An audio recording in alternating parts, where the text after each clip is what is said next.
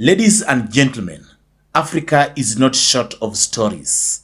It is short of honest conversations. From power struggles and protests to diplomacy, democracy, and defiance, this is where African affairs are explained, not filtered. Welcome to the channel that tells Africa's story as it is. When people talk about fear in African politics, names like Idi Amin Dada or Mobutu Sese Seko often come up. But in modern Africa right now, there is one leader whose grip on power, secrecy, and repression has earned him a reputation unlike any other dictators. Today, I would like to take a deep look at somebody called Isaias Afwerki, the president of Eritrea, widely regarded as the most feared African dictator of modern times. This is not an exaggeration. This is not propaganda. These are documented realities. Isaias Afwerki came to power in 1993 after leading Eritrea to independence from Ethiopia. At first, he was celebrated as a liberation hero, but over time, the hero became something else. More than 30 years later, Eritrea has no national elections, no functioning constitution, no free press, and no political opposition. Isaias Afwerki rules alone, without checks, without accountability, and without apology. So, why is Isaias Afwerki considered the most feared? 1. Total control over citizens. You see, Eritrea operates like a giant prison state.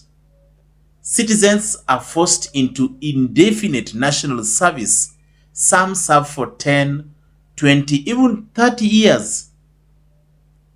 Refusal means prison, torture, or disappearance.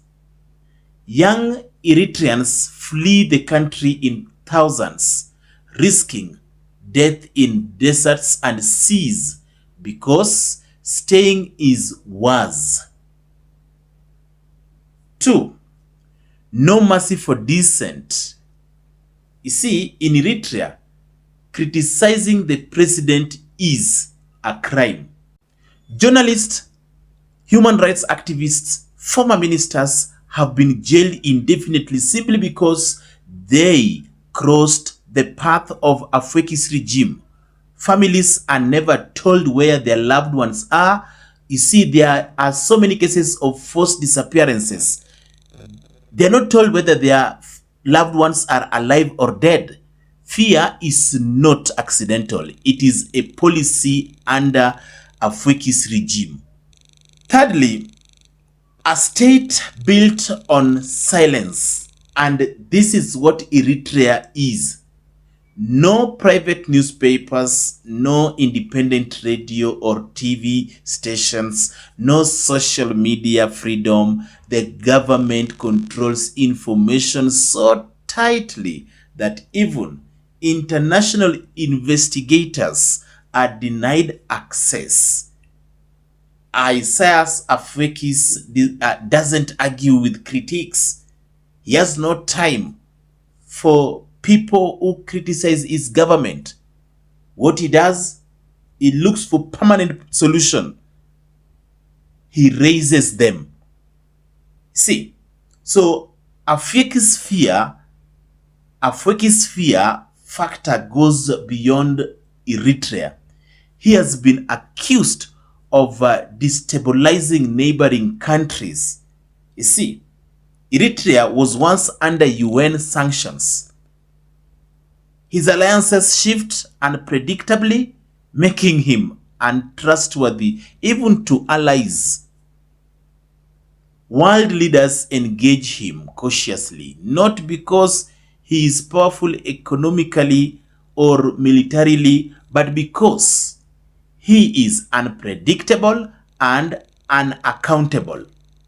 Africa as a strong man, Africa as authoritarians, but Isaias Afwerki stands apart because he does not pretend to be democratic. He does not allow cosmetic opposition. He does not care about global opinion. While others manage fear, Afwerki institutionalizes it. You see, fear is his order of the day. Isaias Afwerki is not loud like other African dictators. He is not flashy. He does not seek attention, and that is exactly what makes him dangerous. And you see, in modern Africa, fear is no longer announced with tanks on the streets. Sometimes it exists in silence, disappearances, and a nation that cannot speak. That is why many consider Isaias Afwerki the most feared African dictator of our time. Let me know your thoughts in the comments. Like, subscribe, and share, because these are conversations Africa must keep having.